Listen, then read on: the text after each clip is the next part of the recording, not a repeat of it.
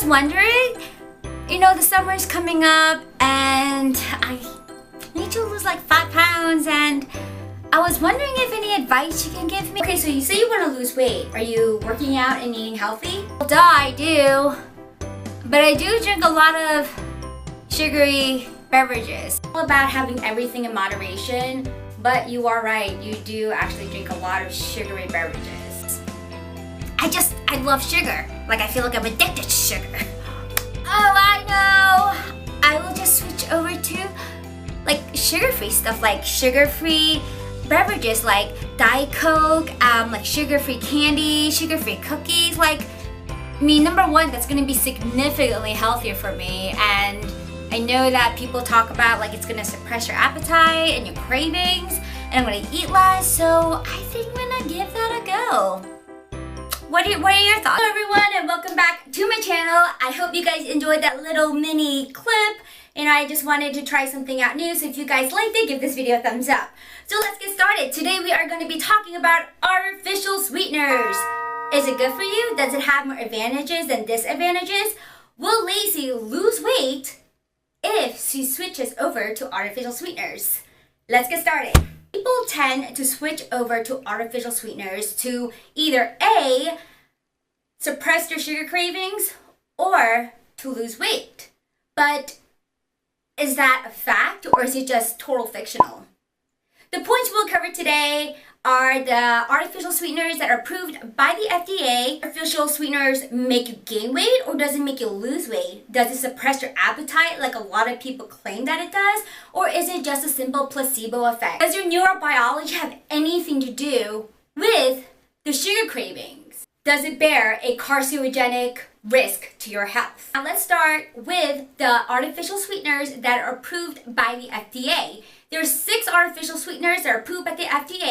Saccharin, aspartame, xylsulfane, sucralose, neotame, and aspartame. And there's another category for stevia, which is also known as stevia. You guys can see from the screen, here are just some of the examples of what each artificial sweeteners are. Before we start talking more about artificial sweeteners, there are 2 types of high-intensity sweeteners: the nutritive and non-nutritive. Nutritive high-intensity sweeteners are basically something that has a caloric value to the food, and non-nutritive is minimal calories to 0 calories. So there's 2 types of high-intensity sweeteners: non-nutritive and nutritive. To point number 2. Does it make you gain weight or lose weight? Does it suppress your appetite like people say, or does it actually give you more cravings? Before I give you guys the answer, there is a lot of research that backs this up, and I just want to share with y'all the science reasons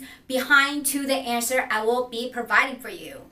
Your brain reward system knows the difference between artificial sweeteners and sweeteners. Research done in hungry mice, and they wanted to see that when their blood sugar is low, between artificial sweeteners and sweeteners, which one would they run to? Now, if you guys don't know, real sugar is actually significantly less sweet than artificial sweeteners. From the chart, compared to, a regular sugar to artificial sugar, it's like 200 to 300 to even 400 times stronger than your regular sugar.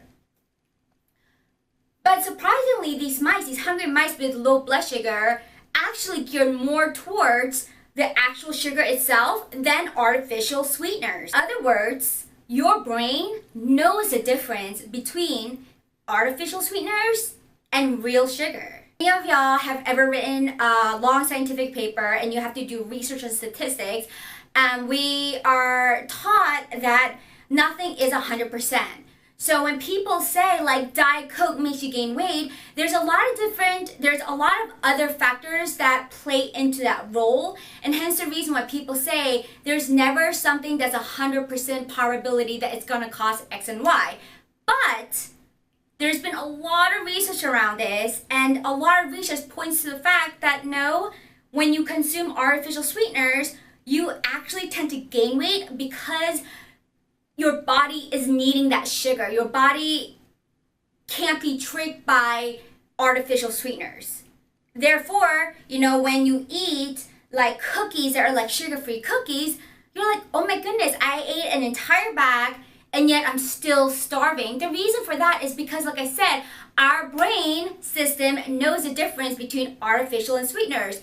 That means that instead of just eating like 5 Oreos, which I don't know, might be added up to, I don't eat Oreos, so I don't know, but 200 calories, instead of just eating that, you're eating your sugar-free cookies, like an entire pack of it, which is like 150, and you're eating an additional 200 calories because you are hungry. And a lot of science says, a lot of research says that people who think that suppresses your appetite might actually be a placebo effect. To a research done by Yang, the neurobiology of sugar cravings, it shows that studies found positive correlation between artificial sweetener use and weight gain.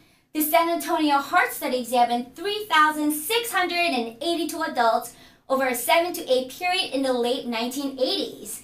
As a result, they found that women who consumed artificial sweetener had a higher BMI compared to those who didn't consume artificial sweeteners. And also according to the American Cancer Society, there was a study conducted in the early 1980s, which also included 78,694 women, and over that 1 year period, 2.7% to 7.1% had more regular artificial sweeteners, which made them gain more weight compared to people who did not consume artificial sweeteners. Some other side effects that you have when you consume a lot of artificial sweeteners. You get headaches, you have diarrhea, and you have some neurobiological symptoms as well. It's actually linked to developing other sorts of diseases. Now, one of the things I learned in psychology is this thing called the DSM. Doing my psychology course, we were always talking about the DSM-5. And one of the conversations that we had in class was how, compared to like several years ago, there are so many darn disorders. Let's just talk about it in America. There's so many darn mental disorders in America, and I remember, raising my hand and asking the question, does it have to do with the food we're consuming? This is why I like to say that even though I do macro counting, 90% of my food are whole foods, and the 10% is like a Quest bar or a Power Crunch bar and stuff that are processed. Our body, evolutionary speaking, we're not used to eating all that processed food. So if you look back into like the history of health, and if you look back at the DSM-5, I feel like every year they're putting something new. They're putting something new. So, obviously, like I just told you previously, never be 100% correlation to X and Y. However, if you put the pieces together, you can pretty much tell that the reason why so many people who are living in America have like obesity problems to mental disorder is most likely the food they consume, obviously with other factors like genetics, but that's a whole different video. Consume artificial sweeteners, does it bear a carcinogenic risk to your health? And the answer is no, it doesn't. Now, studies, I've pulled up like 15 different scientific articles reading about cancer and artificial sweeteners, and there's not a direct correlation to it.